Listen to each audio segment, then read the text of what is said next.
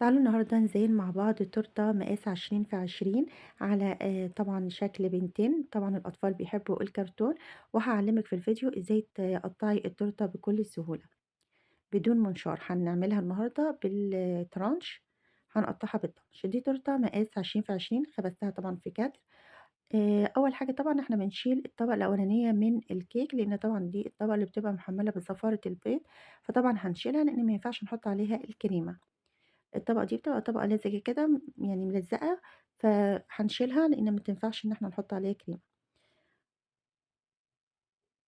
طبعًا التورتية عشان أنا طلعتها من الفرن على طول على الهوا، فهبطت شوية، فمش مشكلة الطبقة دي هنخليها هي في أرضية التورتاية، مش هنخليها وش التورتاية. بعد كده قلبت التورتاية وشِلت كده الطبقة قعر التورتاية كده، فصلته بالشكل ده. بعد كده باحدد بالطرنش كده من برّه، وبعد كده بادخل بالطرنش وافصل في النُص، باحدد من برّه وبعد كده بادخل بالطرنش واحدد في النُص. بعد ما قسمتهم ل3 ديسكات، حطيت جزء من الكريمة في الأرضية أو ممكن عسل جلوكوز، وبعد كده حطيت الديسك الأولاني اللي هو وش الكيك حطيته من تحت علشان يضبط معايا التورتاية بتاعتي، وبعد كده فردت عليه جزء من الكريمة، وباحاول أساوي الكريمة كويس جدًا علشان تبقى طبقات الكيكة متساوية فوق بعض. بعد كده حطيت الطبقة التانية وحطيت عليها برضه جزء من الكريمة.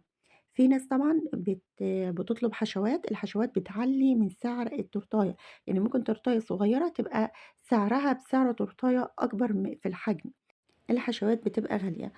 فلازم إحنا نعرف العميلة هي عايزة إيه بالضبط، الأول ناخد تفاصيل التورتاية وبعد كده بندّي السعر. في ناس بتبقى تقول لِك قولي لنا أسعار التورت عندِك إيه؟ أسعار التورت بيتحدد على حسب طلبِك أنتِ إيه. وعدد الأفراد اللي هياكلوا من التورتة وكده. بعد ما حطيت الطبقة الأولانية كده من الكريمة اللي خدت طبعًا بيها فتافيت الكيك، حطيت الطبقة اللي هي بتاعة التجليس، إن أنا هاجلِّس بيها التورتاية كده في كيس حلواني، وابتديت إن أنا أعملها كده أوزّعها خطوط على التورتاية، هتبقى سهل معايا فرد التورتاية. باجيب الإسباتولا وباسحب الكريمة، باضبط الكريمة وباسحب أي كريمة زيادة على جوانب التورتاية، وأي زيادة بتطلع على سطح الكيك باسحبها كده بالشكل ده. علشان تساوي معايا التورتاية. طبعًا بنعمل التورتاية أنتم شايفاها بنعملها سريع، بس هي بتاخد معانا وقت ومجهود لغاية لمّا نضبّط الجوانب مع سطح الكيك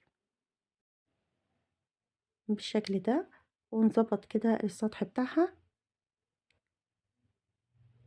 وهاضبط الجوانب معاها، وبكده التورتاية بتاعتي بقت جاهزة معايا. هانضّف كده البورد بتاعي قبل ما أدخّلها التلاجة تجمد، وأول ما جمدت معايا حطيتها قيمة ساعتين كده في التلاجة. حبيت إن أنا أحدد كده خطوط بالإسباتيولا ابتديت أكتب عليها happy birthday.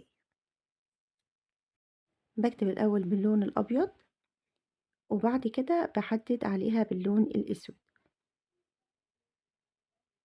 علشان اللون الأسود ما يطبعش على التورتاية من فوق، وتبقى الكتابة بارزة كده ما تبقاش مطبوعة على التورتة على طول. وابتديت إن أنا أصور التورتاية بتاعتي بروزيتات كده باللون الأخضر.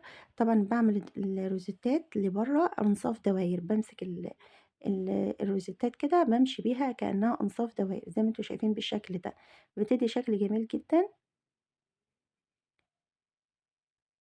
والتِب ده يعني صغير، اللي هو التِب الصغير خالص، رقمه تقريبًا 74 أو 72. هاحط كده بنتين هنا، وهاوزّع الصور بتاعة بنتين على التورتاية. هاحط على الجوانب كده maltesers بالشكل ده، بس حسيت التورتة شكلها مش حلو، ابتديت إن أنا أرجّع الشكل ده ورا، والشكل ده أوسّعه كده شوية. باحاول كده أخفي المكان بتاع الخلة، وأحط مكانها maltesers كده. ده شكل نهائي للتورتاية. لو عجبكم الفيديو واستفدتوا منه لايك واشتراك في القناة.